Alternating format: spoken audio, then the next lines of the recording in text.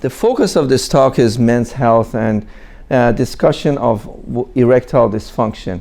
And if you only learn a couple of things from this talk and remember is that erection is possible. If you have severe erectile dysfunction, there are numerous great options available to have for you to be able to enjoy sexual activity, including sexual intercourse. Age is not a disqualifier for having an erection. I have patients in their 70s, 80s that are happily able to perform sexual intercourse like they were in their 20s and 30s. Sex is good for you.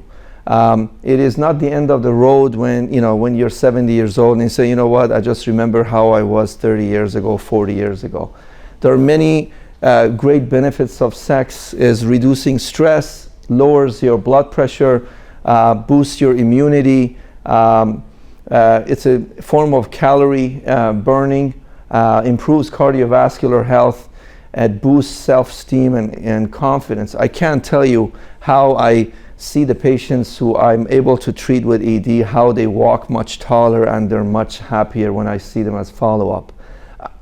Strengthens your state of well-being, improves intimacy, as well as reduces prostate cancer risk. Every day I see patients with prostatitis in my practice who are patients with inflammation of the prostate.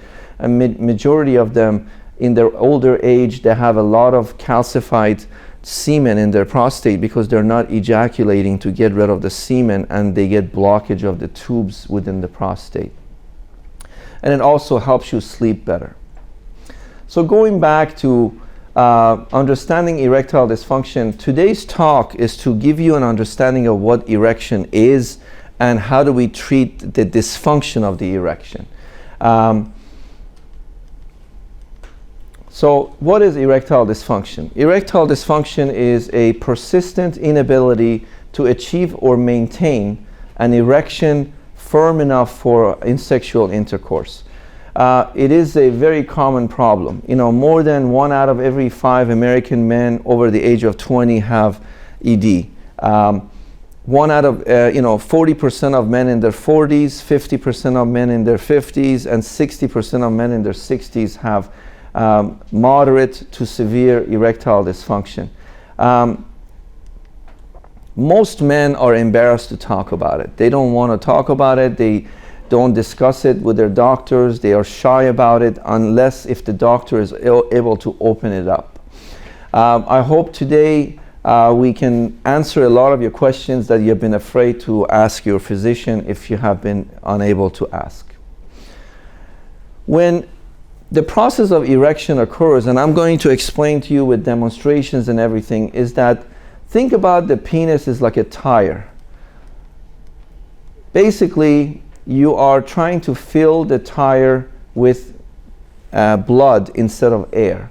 In order for you to have a successful, full, healthy tire, you need to have intact nerves that are able to send stimulation to the blood vessels to open up and allow the blood to come in. So you need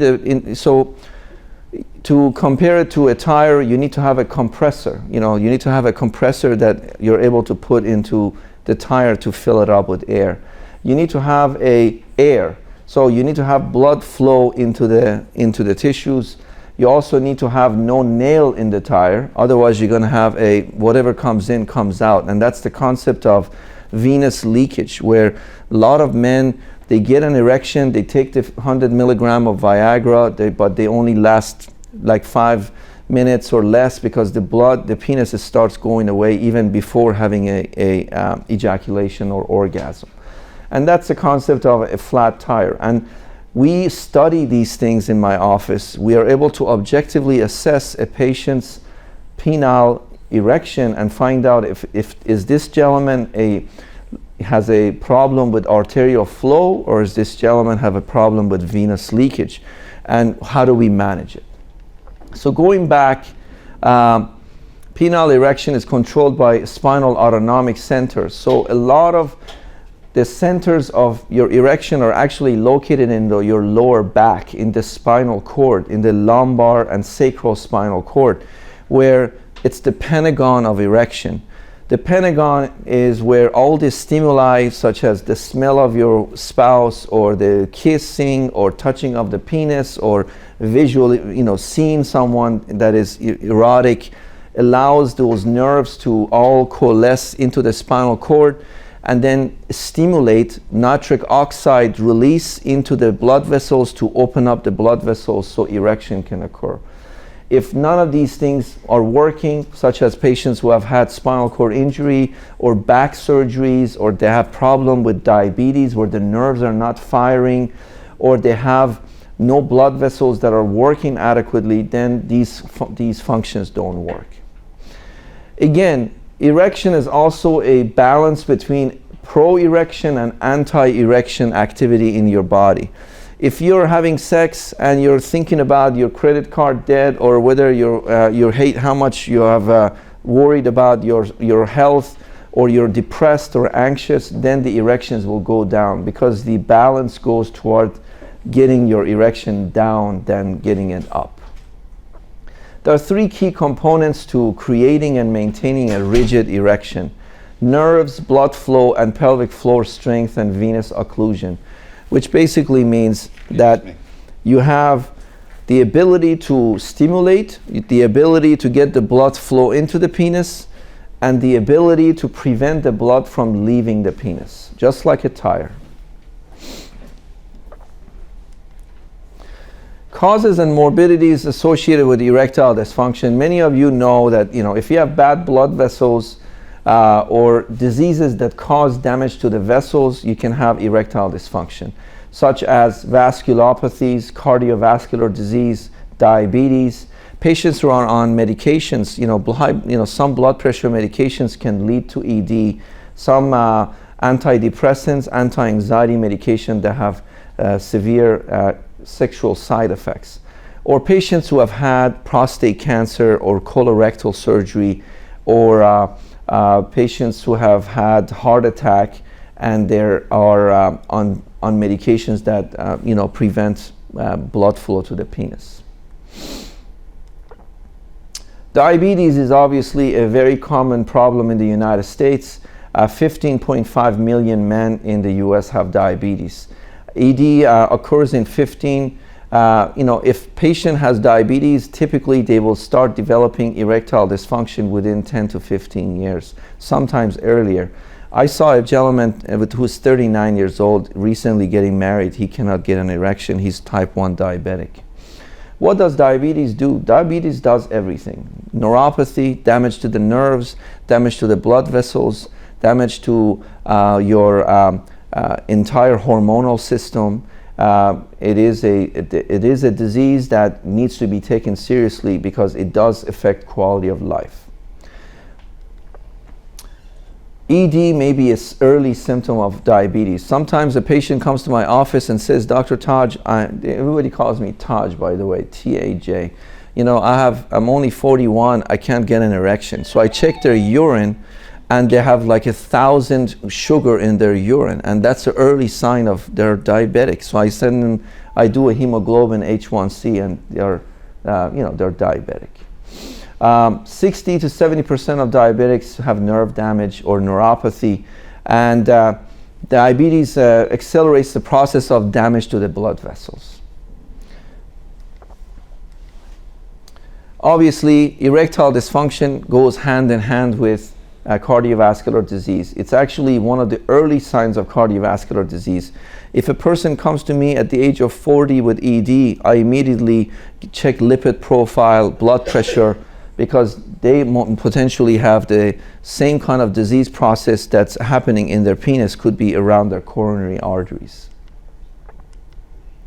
As you can see, the artery size, the erectile vessels that I study in my office with ultrasound, they're much smaller than the coronary arteries and our internal carotid artery that's involved in potential development of stroke, or patients who have leg ischemia or lack of blood flow.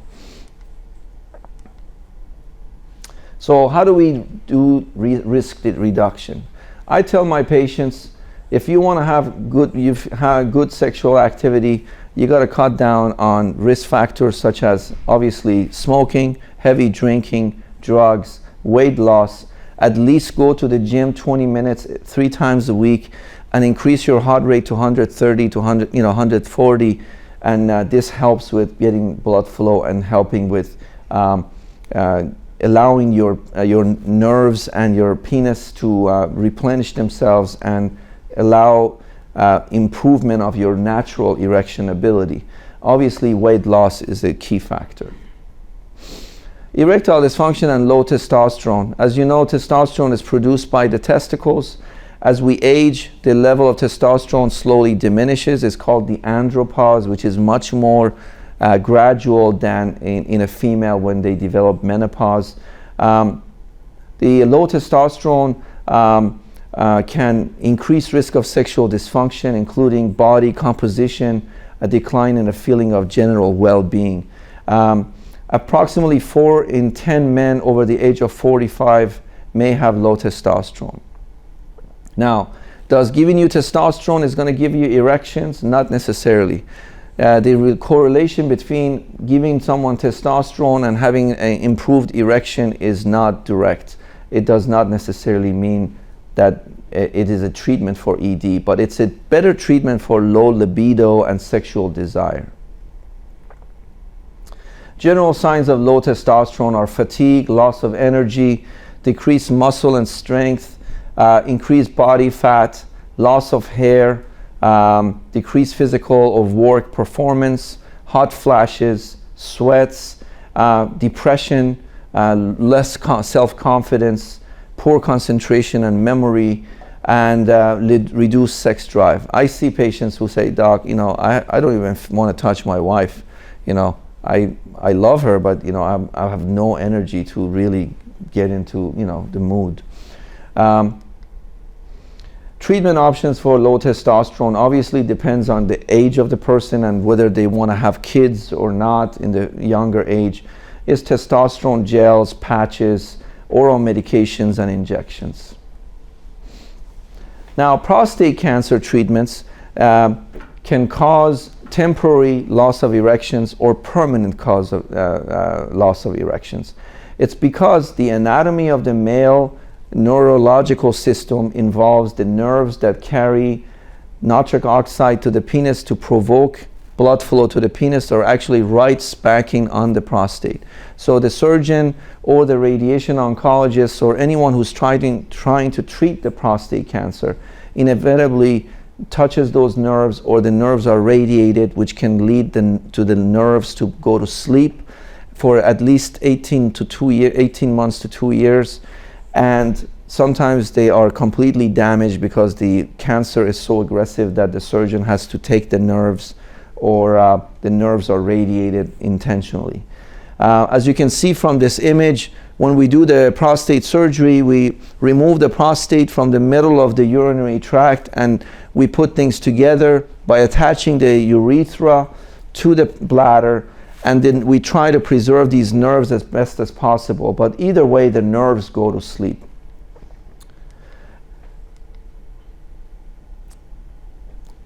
Peyronie's disease is, just briefly, I like to tell you that it's a troublesome disease of the penis when patients develop scar tissue on the surface of the penis that leads to curvature and pain.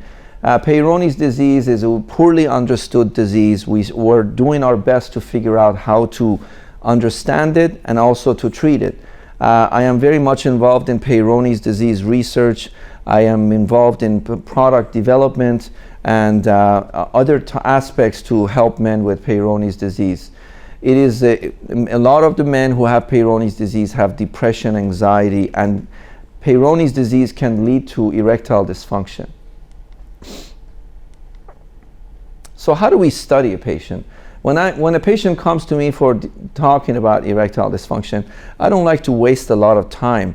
I like them to discuss tell their story, tell us what's going on, because I don't want to give them a bunch of Viagra if they have complete severe ED and then tell them to come back in 6 months, because you're wasting 6 months. If a patient has severe ED and they're not responding to anything, it's not going to be, you're not doing anything good by just giving them and telling them to come back in 6 months.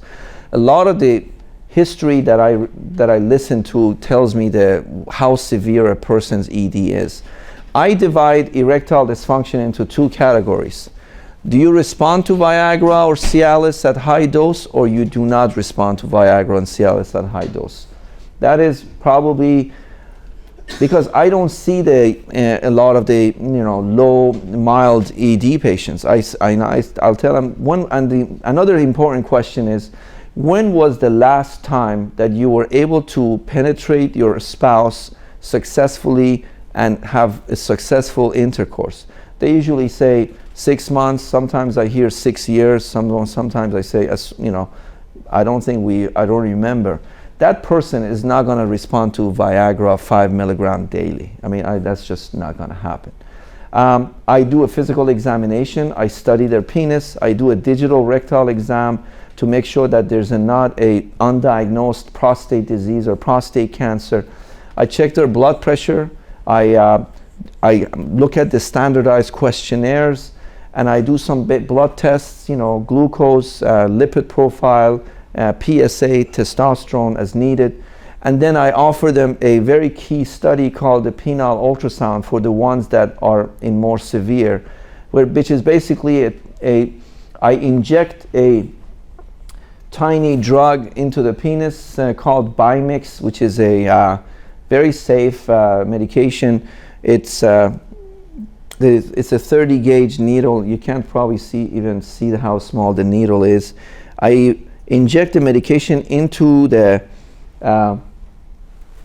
penis, and I come back in about 10 minutes, and I perform penile ultrasound, duplex and grayscale. I study the inner components of the penis perfectly. Majority of the patients would get at least a 50% erection.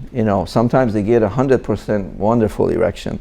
I've had instances that, they're like, they have never seen anything like this, and their wife is there, and they actually, have sex in my office. But we keep it quiet. But in general, this is a study that will be objective. It's not like, okay, how were you 6 months ago? It's a very objective study. We look at the corpora, which is the chambers of the penis, the inside of the tire. We look for any flat tire, any nails in the tire. We look at the blood flow coming in from each chamber of the penis and measure the peak systolic velocity, which is the arterial flow into the penis. And we can see that if it's a low level or a high level. You'd be surprised, sometimes I do a study and one side of the penis doesn't get any blood flow at all. So whatever erection they're getting is coming from one side only. And then I study the venous leakage and to see how quickly the blood is leaving the penis during the erection. The procedure takes about 15-20 minutes, and it's a very good study. Now, what are the treatment options for ED? Again, erectile dysfunction is a spectrum of disease, mild, moderate to severe. And I will tell you, do you respond to Viagra or Cialis at high dose, or you do not respond? If you do respond, is it satisfactory to you? If you take a 20 milligram Viagra and you only get a tofu erection, I divide erections into 3 categories. All of you will know what is your best number. Tofu is level 1 erectile hardness scale. Tofu is, just like almost like a very flimsy, not penetratable. Then you have level 2 erection, which is peeled banana. Peeled banana, you take the banana off, that's a level 2 erection, and level 3 erection is unpeeled banana. Level 3 erection is an excellent erection. Now we will assess when we do the injection of the Bimix whether they are tofu, peeled banana, or unpeeled banana. And they should have a unpeeled banana when you inject them this medication. Now, what are the treatment options? How do we restore someone's ability to have penetratable erection? Now remember, it all depends on your age and your level of wanting sex. If a person comes to me and says, "Doc, I only want to have sex with my wife once a month," that's a different person than someone who says, "You know what, I am 55 years old, I had prostatectomy, and my wife is 45 years old, and I'm desperate for, I want to be able to make love to my wife, on a regular basis." That's a different person than someone who says, "I just want to have an erection once a month." So what are the options? Oral medications, injections, penile implant surgery, vacuum erection devices, and urethral suppositories. We all know since the 1990s with the oral medications, this has revolutionized ED treatment. Viagra, Cialis, Levitra, Stendra. These medications are available. They come in a pharmacy pills, and they also come in generic troches that are available that you put under your tongue, and they're typically 5 to 10 times cheaper than the $38 Viagra. These are medications that are typically compounded and available through doctors who are able to have a high volume sexual medicine practice. You also have the option of the injections, which is basically for each time you want to have sex, you prepare the penis, and the way it's done, you prepare the lateral side of the penis, and not the head, not the urethra, or not the top. And you gently fill the medication, or they come pre-filled if you order from the pharmacy, or if you order from a compounding pharmacy, you have to kind of prepare it yourself. And they come in, you typically in 5 milliliter vials, and you can have 5 uses. And you basically draw the medication, and you clean the penis with alcohol, and you inject into the penis, not just the skin. You have to push it all the way in like this. And then you gently inject the drug and pull out and hold pressure, walk around in the room for about 10 minutes, and hopefully this will respond. The problem with injections is that it can potentially lead to priapism, which is a prolonged erection that lasts more than 4 hours. And it can lead to some throbbing erections where it's kind of a painful erection, depending on the dose. But if you go to a doctor that is familiar with these type of treatments, they are more careful not to start you at a high dose where you can get hurt.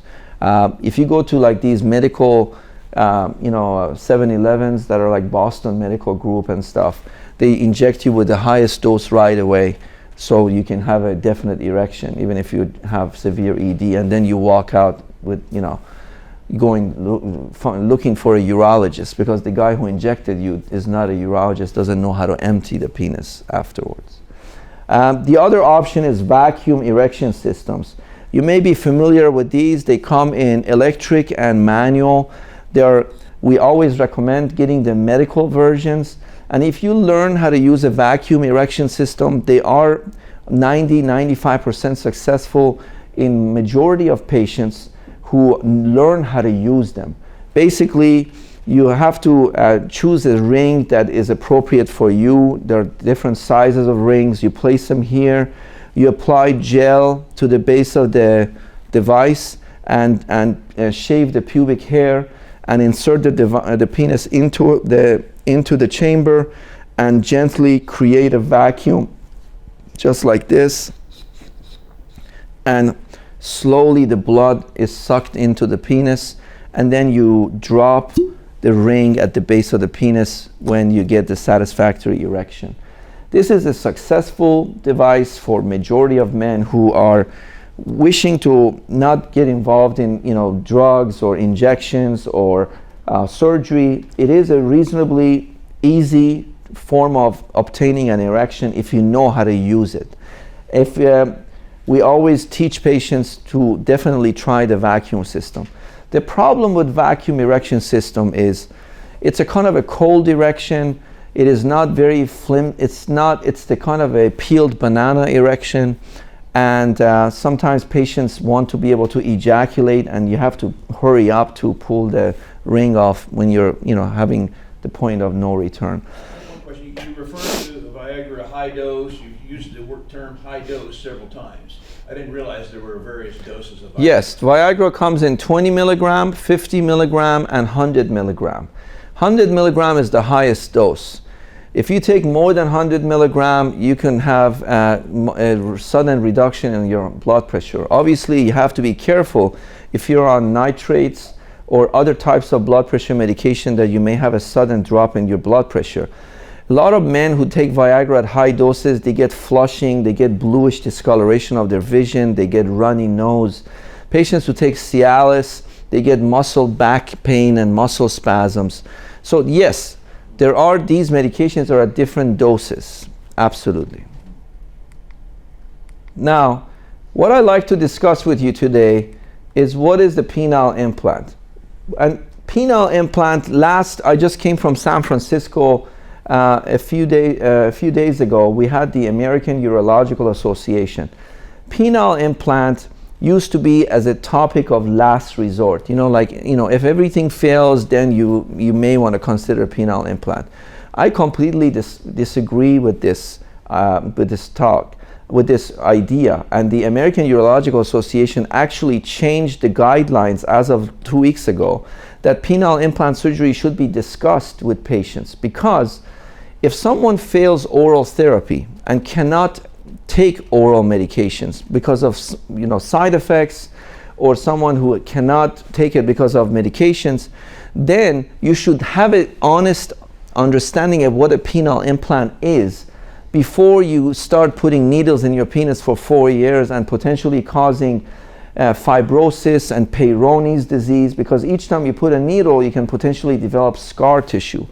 Or studies after studies have shown that men who have no nighttime erections, and remember, nighttime erection is every male who does not have ED, they have about 4 to 5 nighttime woodies, and these are actually not sexual. They are to bring nutrients and oxygen into the penis, because penis is always in a hypoxic state. It's choked, it's like a beef jerky, and then the blood comes in to bring nutrients.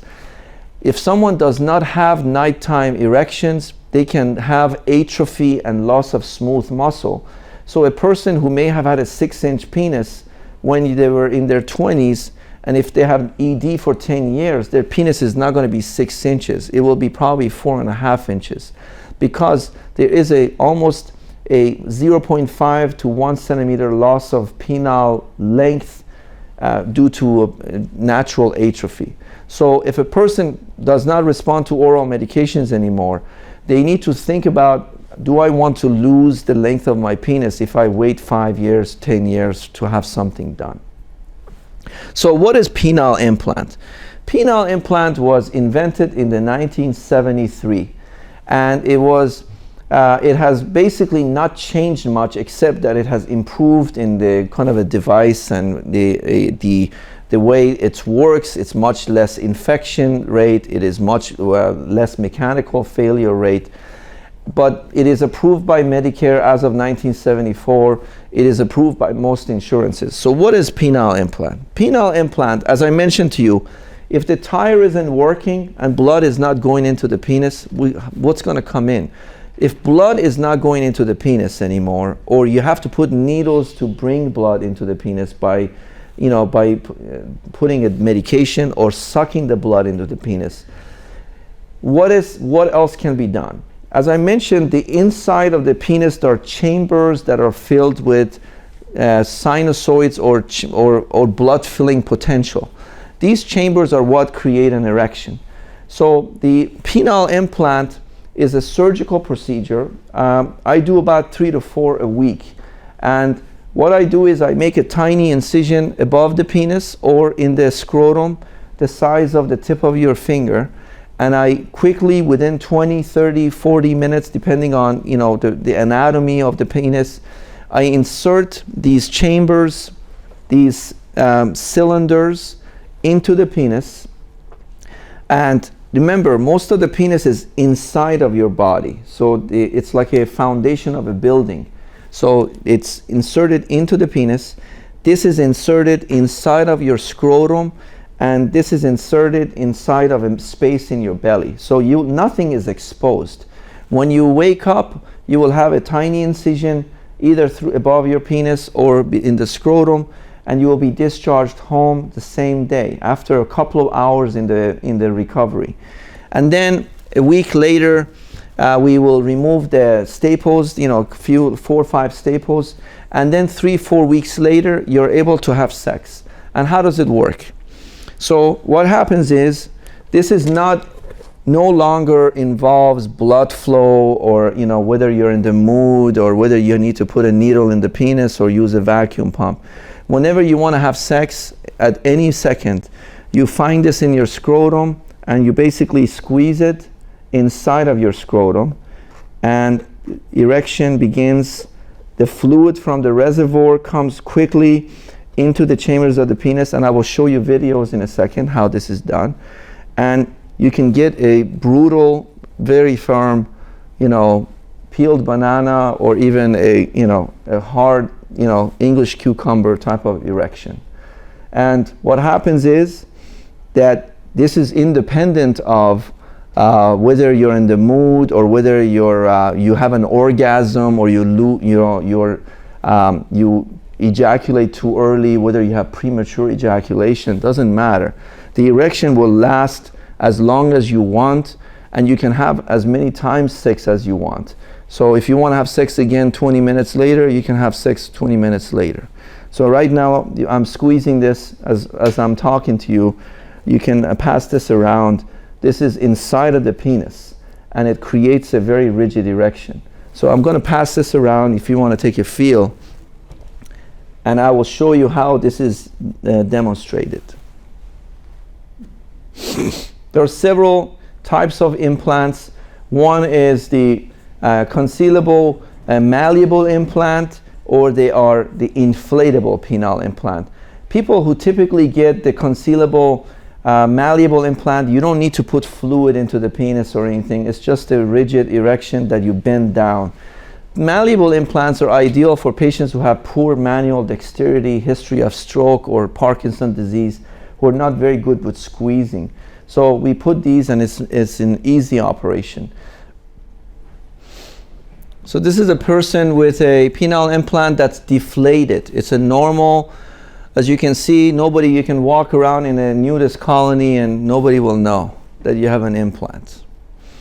So within seconds, he's ready.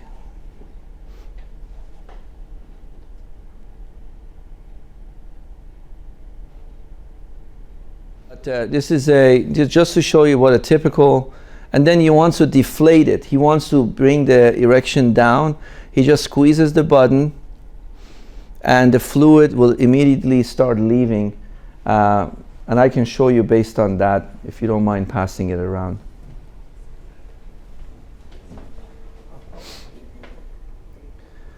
So right now, all I do is push this button for 5 seconds.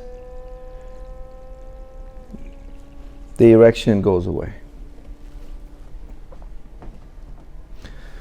Now, penile implants are not for everyone. Obviously, it is a surgical procedure. We need to make sure the person can tolerate an operation. If a person who needs to have a medical clearance, but it is a very safe operation. It doesn't involve, we can do these under moderate sedation. We don't have to put someone fully asleep. Some doctors, they do it under local. We can actually inject, when I inject the medication and numbing medication, patients have very little pain for 3 days after the procedure. The patients need to know the risks. With any type of surgery, especially with the penile implant surgery, there is a risk of infection. The rate of infection is diminishing significantly with our improved surgical technique, with type of cleaning solutions that we use. The rate of infection is around 0.5 to 1%. for non-diabetic men and around 3 to 4% for diabetic men. The rate of infection is getting much, much less. When I used to be trained in, in my residency program, we used to make large, very generous incisions. We spent, an hour and a half in there, take our time, the device touches the skin, all these things, and there's a much higher risk of infection when you're not quick, you're not high volume, you're not doing it on regular basis, you're not immediately inserting it into the body, not allowing it to touch the skin whatsoever. And that's where the concept of a high volume surgeon versus someone who does 1 or 2 a year. And in general, the risk of infection is an acceptable, in my opinion, for someone in this day and age, because the risk that you will have an infection is probably less than 0.5%. Now, the risk of mechanical failure is getting much better as well. There is a 1% risk of mechanical failure within 10 years. This device should work for you for 10, 15, 20 years. There are people who have had implants 20 years ago that come to me and say, "Doc, now it's not working. I can't be without my implant. Can you do it?" So we take them like the NASCAR. They come in, we change the tires, and they're out. So that's how quickly we make we remove and put one back in.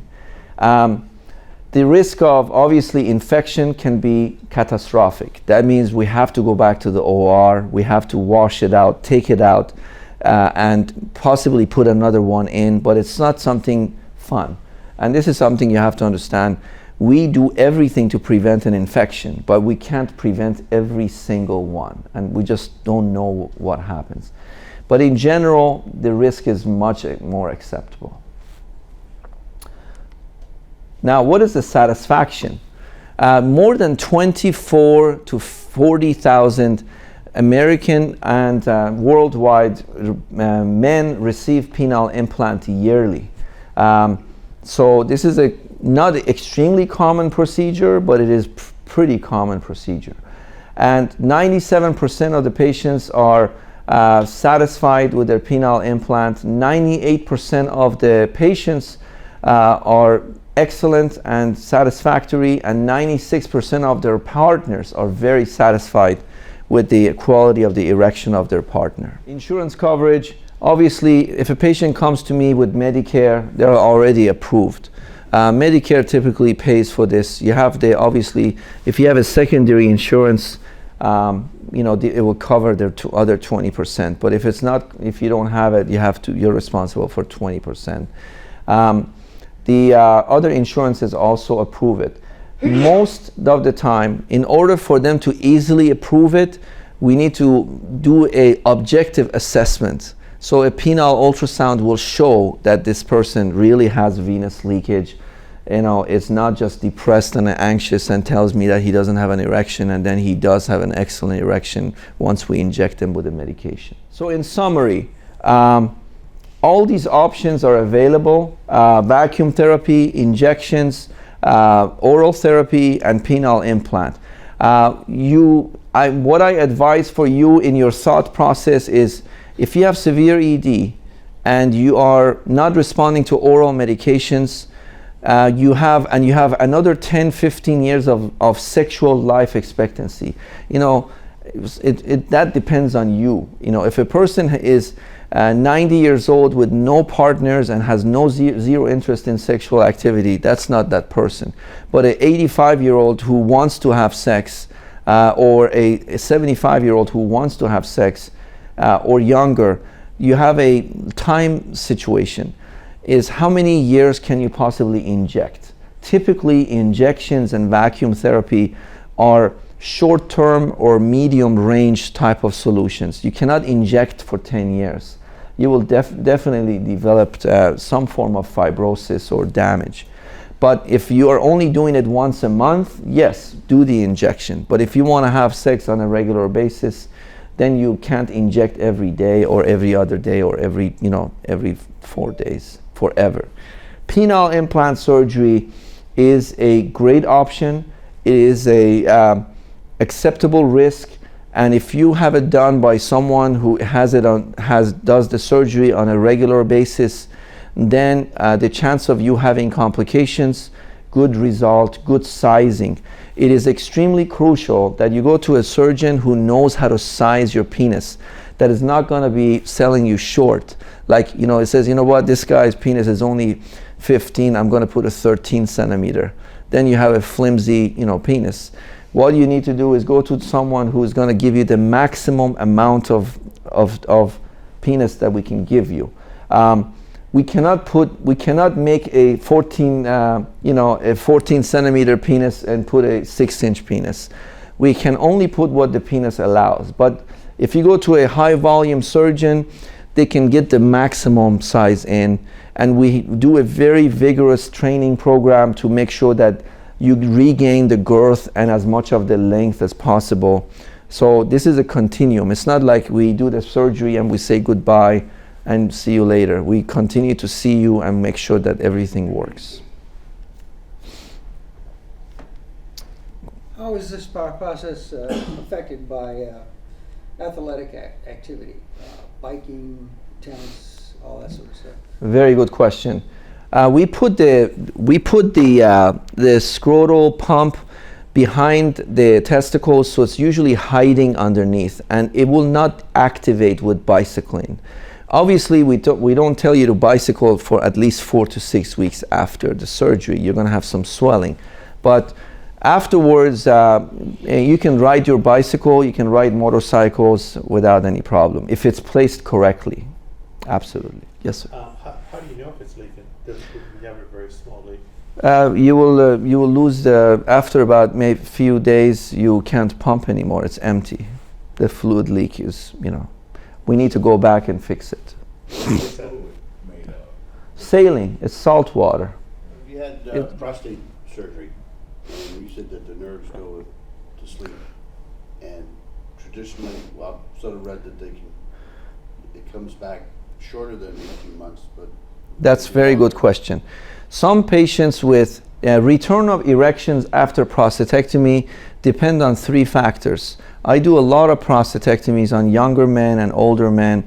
It'll depend on 3 factors: your age, your level of sexual function before surgery, and how much we were able to preserve the nerves, pushing the nerves away. The nerves are not like colored differently with crayon. They're like tissue. So we don't know exactly how much with nerve we preserve, but we push them away as best as we can. The nerves go to sleep, but the nighttime erections are lost. So even if the nerves come back early, there may be elements of venous leakage that develops in patients after prostate surgery, and that is the troublesome part, is they get the flat tire. So even if the nerves work and are able to bring the blood into the penis, a lot of patients who have persistent ED after prostatectomy, they have significant venous leakage that usually develops after about 18 months to 2 years. I have patients who I do prostatectomy, and I do a very aggressive penile rehabilitation with them using injections, vacuum therapy, vibratory stimulation, and they are able to get nighttime, bring blood flow to the penis so the penis doesn't deteriorate, and then hopefully within several months they can start having, sexual intercourse. Yes, sir. One thing you haven't mentioned, what is the cost of all these? Now, I happen to obviously have Medicare, but some people don't, or even if I had to pay the additional. Very good question. I apologize I didn't tell you the cost, but I think I brought it up. The vacuum therapy, is around, a good device is around $175 to $300, depending on whether you want a motor device or this one is an American device. It's $179. It's post-TVAC. If you want to do injections, the injections are not covered by insurance. You have to pay out of pocket. The ones that are in pharmacies, they're called Caverject or Edix. These are extremely expensive. If you get 4 of them, they're going to cost you around $600, 4 injections. And the compounding pharmacies, they're much cheaper, but you will need to see a urologist who's going to choose what dose is good for you. And they run around, $100 for 5 injections. They're cheaper. Some of them, they need to be refrigerated. Some of them don't need to be refrigerated. The cost of Viagra, Cialis, obviously, if I give you a prescription right now, you go to a pharmacy for 30 tablets, you're going to pay $2,000 because they're $38 a tablet. Sometimes you may get a discount, but they are expensive. So if you get 6 tablets, you know, it could be $180 to $250. The generic ones that I was telling you about, these are run, you know, right now this is a Cialis 20 milligram, and you can put under your tongue, and they work as well as the real Cialis, and they run around, you know, $4 to $7 each. So a pack of 10 is around $70, $60, depending on what you want. The laboratory that's south of here, that they make it up Exactly. right there on the day, whatever. Exactly. Or Now the penile implant surgery is around $9,000 to $12,000 for the device. The insertion and the surgery is around, if somebody wants to pay out of pocket a cash, it runs between $19,000 to $22,000, which is the cost of the device, which is inside of your body. It's not like we're doing something like a plastic surgery where we just cut your face and charge you for $7,000. It's your own device. So it's around $22,000 for a cash paying patient.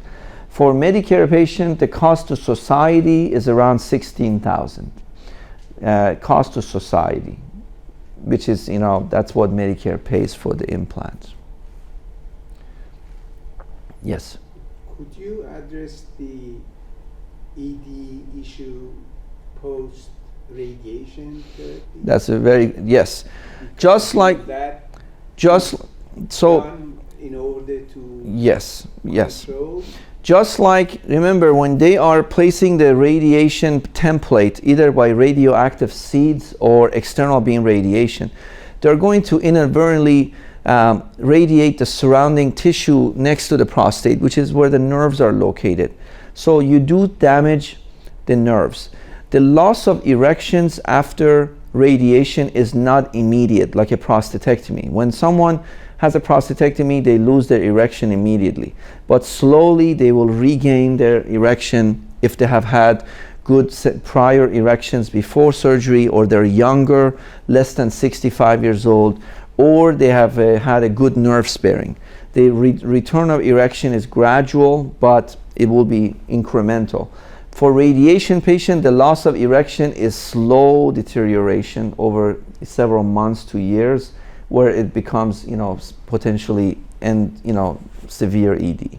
So the radiation damages blood vessels and the nerves. But my understanding is that the therapy that follows radiation therapy, the injection, the 6-month injection, that is designed to reduce your testosterone to 0 level. So you're talking about hormone deprivation therapy. Yeah, exactly. Yes, that's a different. Hormone deprivation therapy is a treatment to cut down testosterone and shut down your testosterone production in the testicles, because some prostate cancers, they are dependent on testosterone to survive. So that is exactly, you're absolutely right. That is also affecting your libido, your blood flow, and your response to erection because of the hormone therapy. That's hormone therapy, yes. So what is the treatment for that sort of? Penile ultrasound. Penile ultrasound will study the penis, whether you have arterial flow problem or you have a venous leakage. That is the beauty of the penile ultrasound. Now, obviously, if you respond to Viagra, Cialis, we start there. We do, we start at, medications, and then if that doesn't work, we can start with vacuum therapy and injections. If that doesn't work, then we do the implant. The algorithm is pretty simple.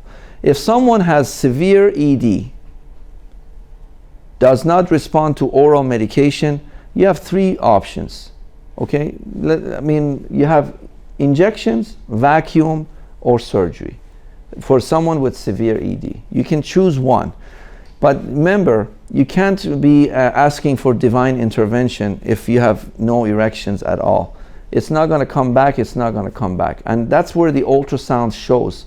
The ultrasound will show. If I do a penile ultrasound in a person who has had a prostatectomy, I do an injection, they have a phenomenal erection because they have no blood flow problem yet and they have no venous leakage. But if I do the same injection in someone 2 years later after prostatectomy who did not do rehab, they could have venous leakage because erectile dysfunction is progressive.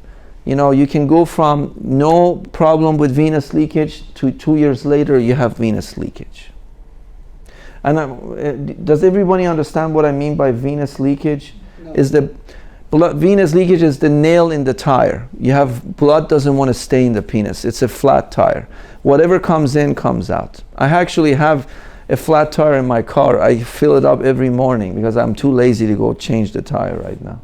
Regarding, you know, my practice, I have an office in Reston. I have an office in Lansdowne. I do the penile ultrasound studies in my Lansdowne location at this time, but I am getting an office built here on the 6th floor in this building as well in the near future. We accept all insurances. I'm also a urologist, so I see, you know, patients with all kinds of urological issues, including women and pediatric population. I left you some of my business cards and some information about, more information about penile implants. And if you have any questions, my email is in the card. Feel free to send me an email if you have a question that you don't want to discuss in public. I'm happy to answer them as best as I can. In general, in the field of urology, we have been unsuccessful to treat severe venous leakage. If someone has severe venous leakage, one option is to put constriction bands at the base of the penis where you basically tighten it, try to keep the erection longer. We can do vascularization, you know, surgery, which is only done by 2 people in the whole country, and it's not paid by insurance. If someone has a, you know, let's say somebody has a car accident and their, you know, their blood vessels are all, you know, has been damaged. But if a person has no blood flow to the penis or they have venous leakage, then we have to go through those 3 devices. And that's, you know, that we can talk about shockwave therapy all day, but in general, we're talking about functional. Functional means for me is an unpeeled banana. I want to talk simple terms. How can I get from a person with tofu to unpeeled banana? And that's my goal. We're not having tofu, are we? Thank you very much.